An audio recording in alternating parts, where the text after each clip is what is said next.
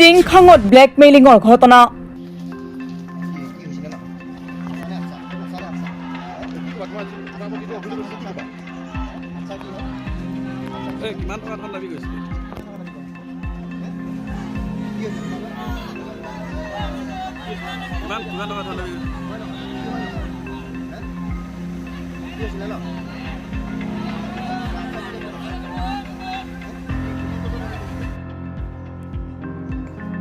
ভুক্তভোগী যুৱকৰ ৰহস্যজনক আত্মহত্যা।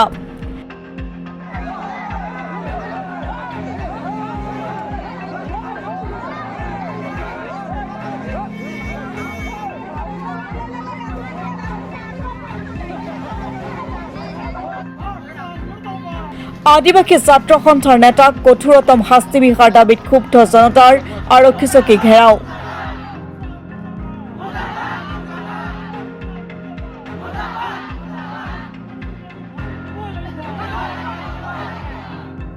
গ্ৰেপ্তাৰ আদিবাসী ছাত্ৰ সন্থাৰ নেতা।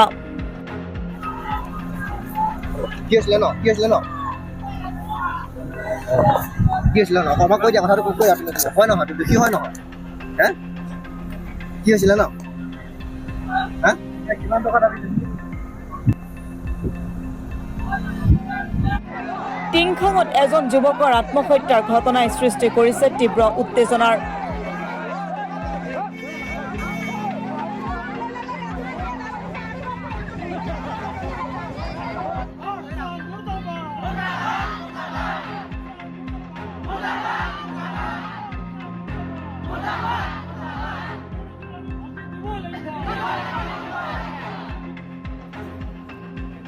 আদিবাসী ছাত্ৰ সন্থা টিংখাং আঞ্চলিক সমিতিৰ সম্পাদক মনোজ ওৰাঙৰ ব্লেকমেইলিংৰ বলি হোৱাৰ অভিযোগ ৰাইজৰ।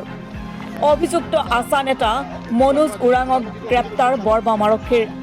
উল্লেখ্য যে টিংখাঙৰ ডিৰৈ নতুন লাইনৰ 21 বছৰীয়া কাৰ্টিং ওৰাং নামৰ যুৱকজনক ব্লেকমেইলিং কৰি 10,000 টকা দাবী কৰিছিল মনোজ ওৰাঙে।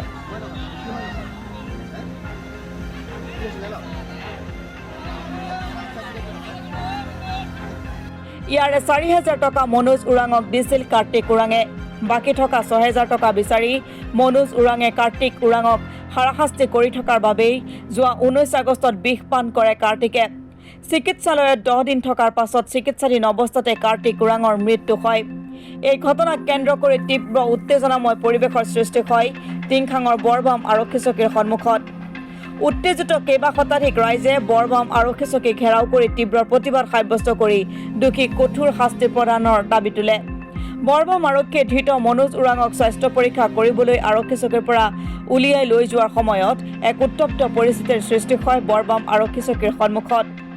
উত্তেজিত ৰাইজৰ আৰক্ষীৰ সৈতে হতাহতিও হয়।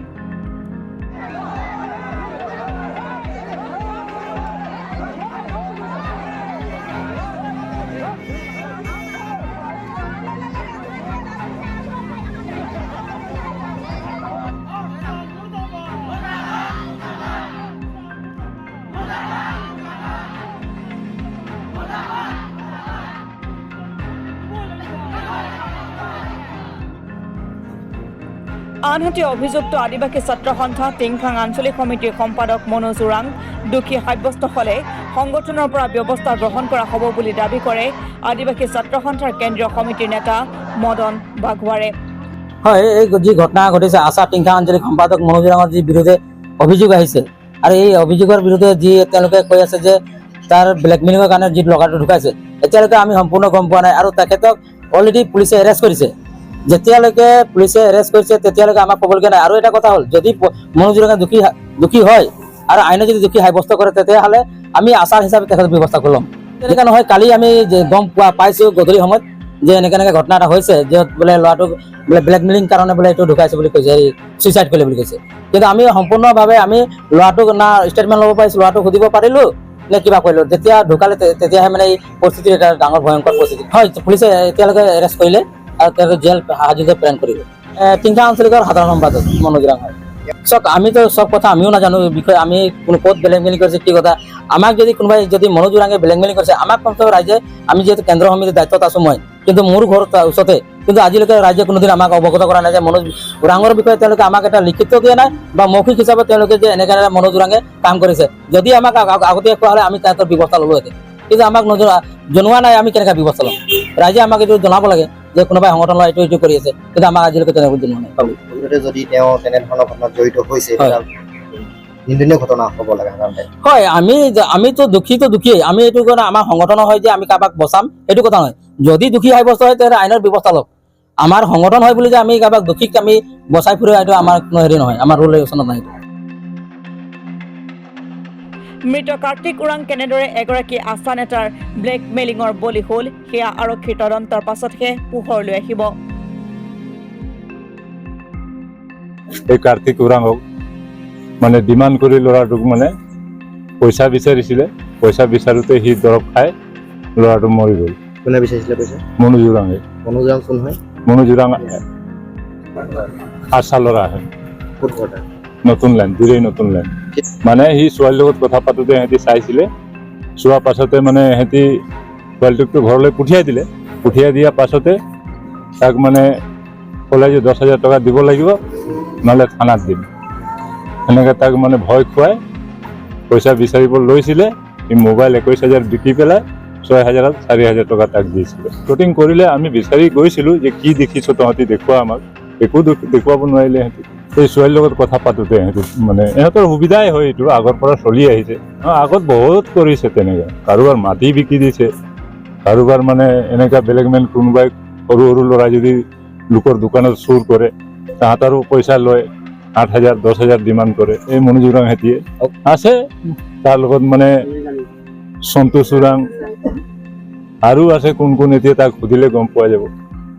ঠিক তাৰ মাকক কৈছিলে মেডিকেলত 6,000ত মই মোবাইল বিকিছোঁ, 4,000 টকা তাহাঁতক দিয়া হৈছে বুলি। ল'ৰাটো 19 তাৰিখত খাইছিলে। মৃত্যুটো হ'ল যোৱাকালি গধূলি। আমি বিচাৰিছোঁ যে যিজন দোষী তাক ফাঁচি দিব লাগে। আমি সেইটোৱে বিচাৰি আহিছোঁ গোটেই ৰাইজে। আমি উকিয়াই দিছোঁ, আজিৰ পৰা আঠছা ল'ৰা যদি কোনোবাই ল'ৰা বা ছোৱালীক টাচ কৰে তেতিয়া আঠছা বুলি আমি ৰাইজে নামানো। নতুন লাইনত দিৰে বগানত আমি আঠছাক ধূলি উৰাই দিম। কাৰণ এই এজন উঠি অহা ল'ৰা 21 বছৰ ল'ৰা আজি জীৱ হত্যা কৰিবলৈ হ'ল কিহৰ কাৰণে? এই আঠছা যদি দাবী নলগায় তেতিয়া ল'ৰাটো কেতিয়াও মৃত্যু নহয়। এই আঠছা দাবী লগাইহে মানে ল'ৰাটোৰ মৃত্যু হৈছে।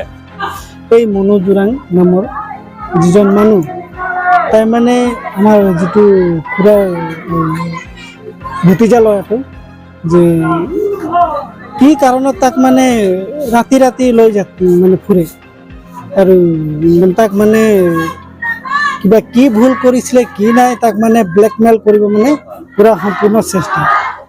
তাৰপিছত মাক দেউতাকে কোৱাত কৈ নাই, তোৰ ল'ৰাটো বহুত বিৰাট ডাঙৰ ভুল কৰিছে, আৰু কি কেছত মানে তেনেকুৱা কিবা ডাঙৰ ভুল কৰিছে বুলি কৈছে।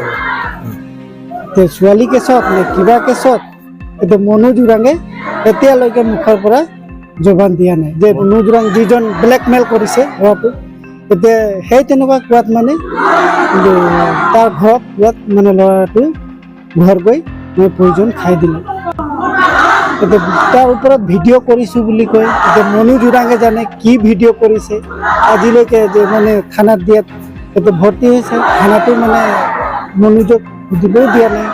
পইচা 4,000 টকা লৈছে, আৰু যিদিনা মুঠতে 10,000 টকা বিচাৰিছিলে, 4,000 টকা লৈছে আৰু 6,000 টকা দিয়া নাছিলে। যেতিয়া মানে আৰু 6,000 টকা দি দিলে তাৰ কেছটো খতম হৈ গ'ল। ইহঁতি কি কেনেকুৱা কৰিলে সেইটো ইহঁতিয়ে জানে, কিন্তু ল'ৰাটোক মানে ব্লেকমেইল কৰি আজি মৰাই দিলে। ছুইচাইড হ'বলৈ বাধ্য হ'ল। তাৰ 21 বছৰ হৈছিলে। কাৰ্তিক ওৰাং।